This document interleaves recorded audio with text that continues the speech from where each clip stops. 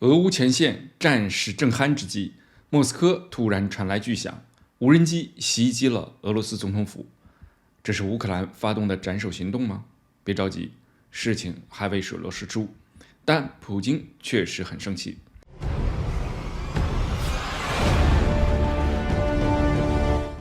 各位网友，大家好，欢迎来到星斗观天下。3日凌晨，两架无人机对莫斯科的克里姆林宫发动了袭击。虽然未能造成大的损失，但是这两架无人机毕竟是在克里姆林宫标志性的插着总统旗的元老院大圆顶上爆炸了，这已经足够造成巨大的轰动效应了。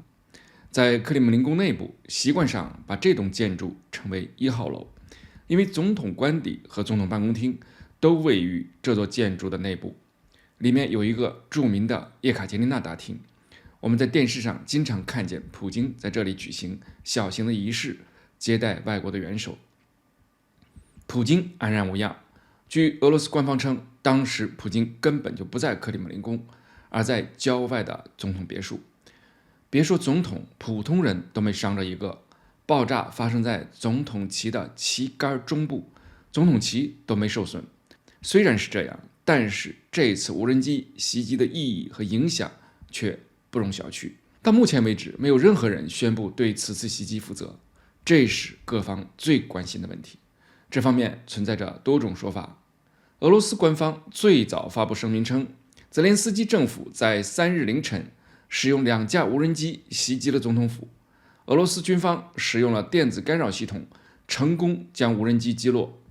这是由基辅一手策划针对俄罗斯总统普京的恐怖活动和暗杀企图。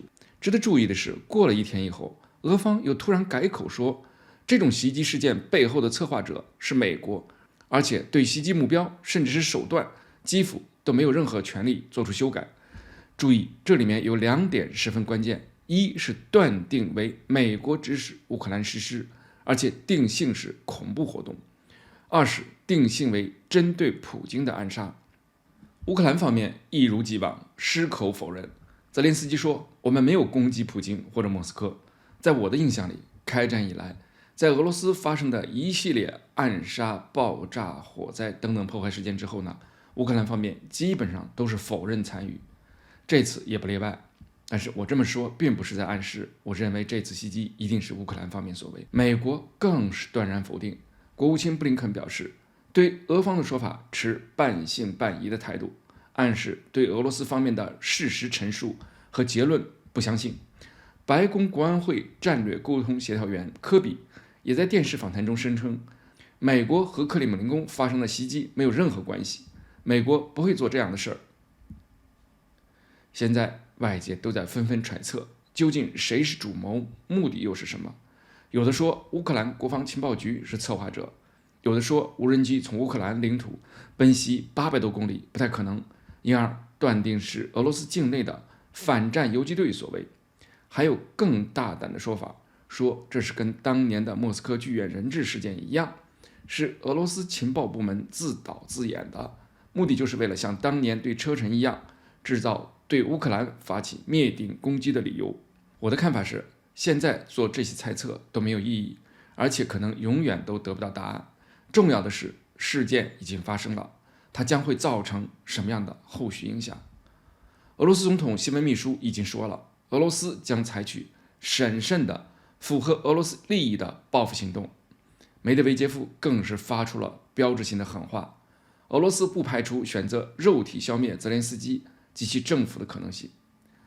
最近俄罗斯黑海舰队的油库被炸，布良斯克和克拉斯诺达尔等地纷纷被袭，俄罗斯是又窝火又尴尬，而且乌克兰扬言的大反攻在即，俄罗斯会不会祭出大杀器，也就是战术核武器？这才是全世界都在关心和担心的问题。好的，这个话题先聊到这里。